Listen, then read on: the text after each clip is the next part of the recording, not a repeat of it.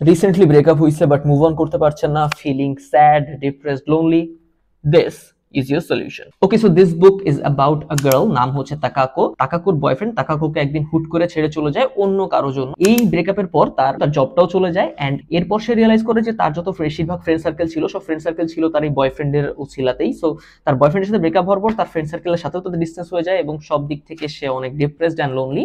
এর মধ্যে তার একটা আঙ্কেল ছিল, নাম হচ্ছে সাতোরু। এই সাতোরু হচ্ছে এই যে মোরিসাকি বুকশপের মালিক। এই মোরিসাকি বুকশপ হচ্ছে টোকিওর জিনবোচো শহরে। এইবার সে যখন প্রথমে তো রাজি হয়েছিল না এই বুকশপের মধ্যে যাওয়ার জন্য, বাট ঘটনা তাকে নিয়ে যায়, জীবনে পরিস্থিতি তাকে নিয়ে যায় এবং আস্তে আস্তে রিয়েলাইজ করে যে এটা শুধুমাত্র একটা লাইব্রেরি না, এই লাইব্রেরির প্রতিটা বই লাইফের এক একটা নতুন দরজা। Basically this book is about books. খুবই ছোট অ্যান্ড সাটল একটা গল্প, আপনি 1-2 দিনের মধ্যে পড়ে শেষ করে ফেলতে পারবেন।